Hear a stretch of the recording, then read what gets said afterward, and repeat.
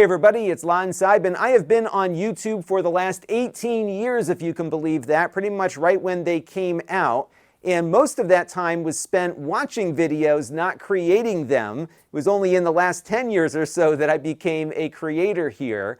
And one of my big gripes on the platform as a viewer has been the algorithmic recommendations you get on the homepage.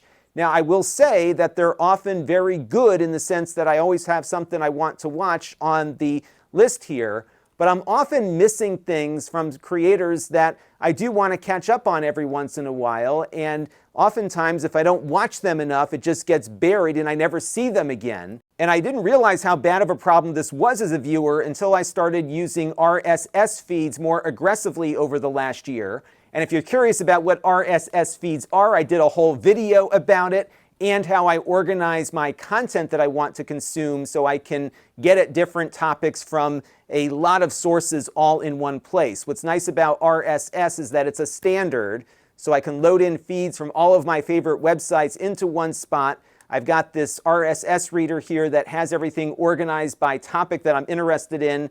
And when I click on things about ham radio, for example, I get a combination of websites and YouTube channels because YouTube also supports RSS. And I was noticing that one of my favorite ham channels, Tech Minds, was never coming up on my recommended list here. And I think it's a combination of issues. One being that amateur radio is not a very widespread popular topic. Certainly people that are really into it and consume a lot of that content will get it on their feed here, but I consume a lot of different stuff, and I think YouTube wants to kind of direct me into areas where maybe there's higher profit margins perhaps, because I never see a lot of these videos from Tech Minds here when I load up my YouTube apps.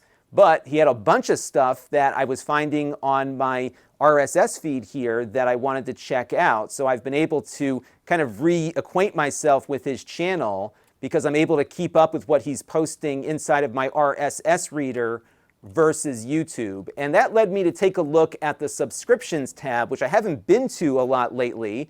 And I think that's on purpose, at least insofar as how YouTube is trying to direct our focus. But I wanted to take a focus on the subscriptions tab today and give you some ideas, or maybe give YouTube some ideas as to how they can improve this feature, and I think get a lot of us viewers and creators to stop complaining and make better use of their platform. Let's get to it. Now, the subscription tab will look a little different depending on what you're using to watch YouTube. So right now we're on my computer, and I've got a selection of the channels that I'm subscribed to that are currently live, although not all of the live channels are currently listed here at the top. And then the fire hose begins right here with this News Nation piece. We have our beloved shorts underneath that, also posted in the order they were posted. And then I get everything else. And I can see why YouTube doesn't want this to be their experience, because there's just a lot of random stuff here. Even if you're subscribed to these channels that you have to sift through before you can find something to watch. And sometimes my local news stations just dump like 15 or 20 packages up all at the same time. So I can understand why the algorithm is important. But if we jump over to my television real quick, what you'll see here is that they have some smarts here on the TV version of the subscription tab. So a few of the channels that I watch frequently, or maybe some that I'm frequently watching, have some new content up, and they'll put those higher on the list here. Unfortunately, I can't choose which channels go in this space, and I think it would be really cool to have maybe a way to star a channel, or maybe the channels that I've selected notifications for, have them show up at the top so that I can more quickly jump through some of my favorite creators and make sure I didn't miss anything. And you can see the start of that thought is going on here, but they haven't completed that thought, right? And then on the phone, you've got a similar interface here where you can pull up those selected creators and just browse their content in the order in which it was uploaded. But again, you don't have any control over who shows up there at the top. Below that, you've got the fire hose of everything that's going on here. But they do have some filters here. So there is a live filter. So you can click on that and just pull up the creators that are currently live that are in your subscription feed, and that's what your fire hose will look like. You have a continued watching button. So if you started watching a video from your subscribed channel and didn't finish it, it would show up in that list there in the order in which it was posted. And then you can also look for things that you haven't watched yet. So there are some filters here on the phone that I don't see on the other platforms. But there's some other filters that YouTube could put in place. Let's jump back to the algorithmic recommendations for a second. So check this out. When you're on the home page getting your algorithmic recommendations, on the desktop and on mobile, you get a list of topics here that you can drill down your recommendations by. And again, I will say that the recommendations sometimes for me are very good. So the other day I stumbled across this guy who recreates battles from World War II in Digital Combat Simulator, and he pits modern hardware against some of the World War II era stuff. And it's kind of fun to watch because I'd never played that game before and I'm kind of interested in it now. And so I could go and drill down just to videos about Digital Combat Simulator world and get a whole bunch of content recommended to me. And what's nice about the recommendation algorithm, even though it's not perfect, is that it does find channels for me that I'm not subscribed to that I might have an interest in. So I still think there's value here.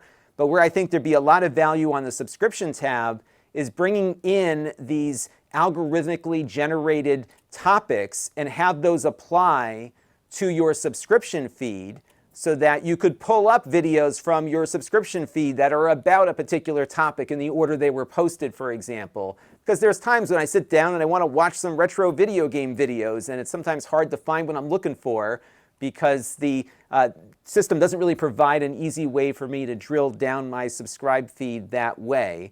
But they have something really cool here, I think, within the YouTube algorithm that they could apply over on the subscription side. Now, as an experiment, I decided to build this on my own using another RSS reader that I've dedicated just to YouTube. And so far, it's been pretty fun. I spent most of last night organizing about 70 or 80 different channels into one spot here. And as you can see, similar to my other RSS reader, I have a bunch of topics here on the left that I'm following. And if I click on my radio link here, as you can see, it organizes by all of my radio subscriptions in the order in which they were posted. And what's nice is I get them kind of inline here as a much more efficient list than just a bunch of thumbnails. And if I click this link over here, it'll take me right to YouTube, but I can also pull up the article here and actually play it directly from here. And then on my phone, what I can do is browse this interface and just cast it over to the television if I wanted to. So it's been kind of fun just to see how this might actually integrate into what I'm doing. Now, what's cool is that YouTube is still providing RSS feeds to the world. Most of their competitors have stopped doing that. Twitter, Facebook, Instagram, they all got rid of RSS many years ago, but YouTube is trucking along here, providing us with a way to consume content the way we want. And the URL is a little tricky for their feeds. You can see what one of those looks like here. And so what you have to do is type in this plus the channel ID.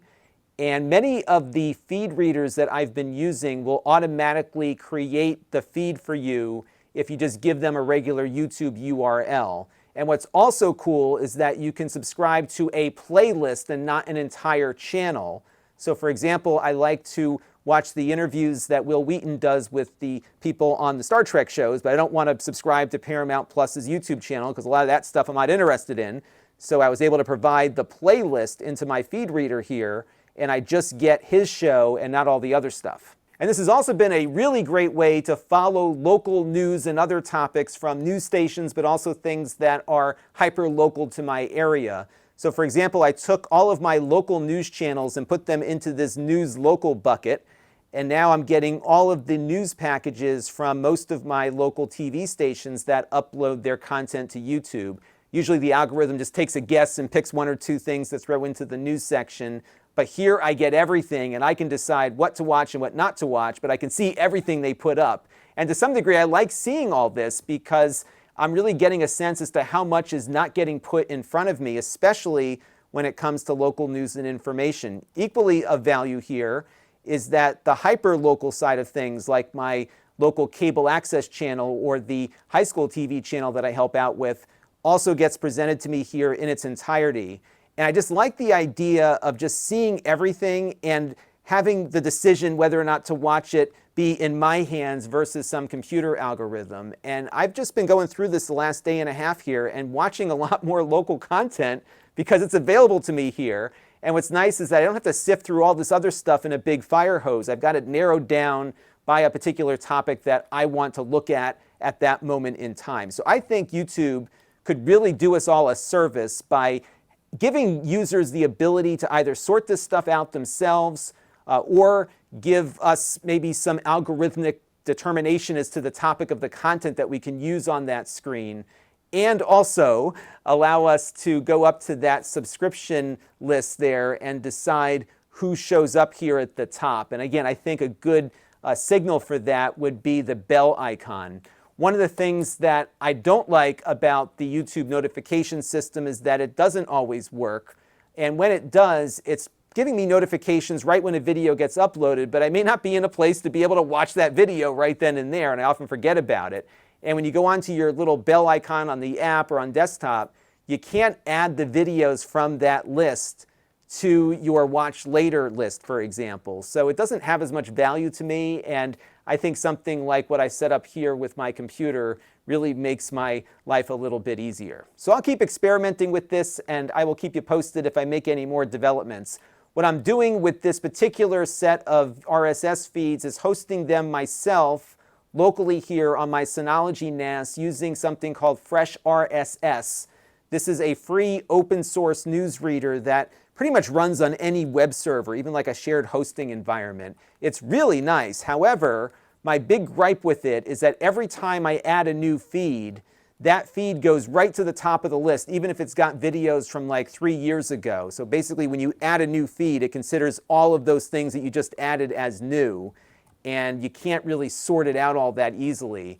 I did go on GitHub and see if other people have been complaining about this, and sure enough there are, and the guy behind the project thinks that this is how it's supposed to work, but a lot of other people would like to see some better sorting options. So I'm going to keep playing around with different feed readers and see if I can find one that works a little better. I just like the way this one is laid out. It has just a nice interface and it feels pretty responsive to me, and I haven't found one that does better. The other thing I haven't been able to find are RSS readers that allow you to do folders or subfolders. So for example, you can see here I've got like news national, news documentary, news entertainment, local news.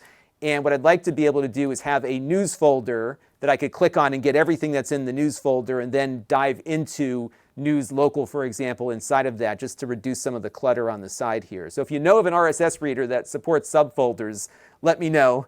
But I'm going to keep building this out because I am starting to find some value here browsing YouTube like this.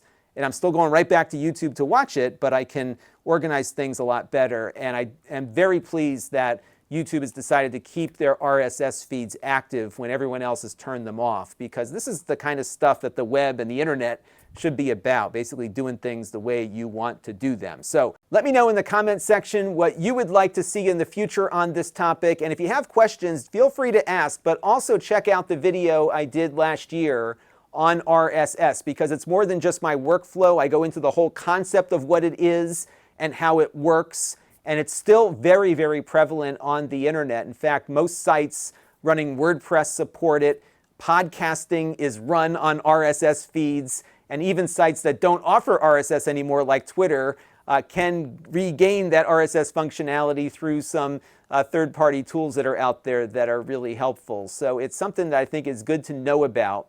And I'm also making this video for YouTube because I know people from YouTube follow me on certain topics, and I would like for them to take a look at this and think about how they can make that subscription tab better, because I think it's going to make creators happier because we can direct people to a place. And I also think it's going to make viewers happier because they can be assured that they're seeing everything that they want to see from their favorite creators. That's going to do it for now. Until next time, this is Lon.TV. Thanks for watching. This channel is brought to you by the Lon.TV supporters, including gold level supporters Brian Parker,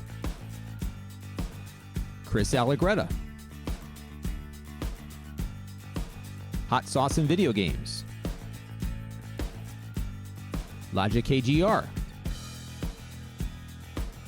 Tom Albrecht, and Amda Brown. If you want to help the channel, you can by contributing as little as $1 a month.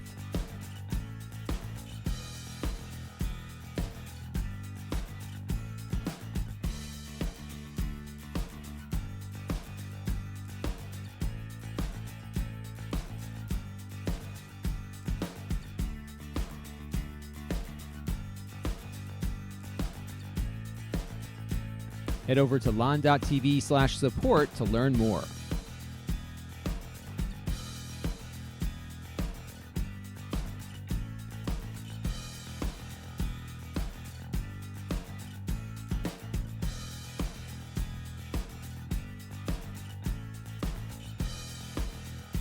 And don't forget to subscribe. Visit Lon.TV/s.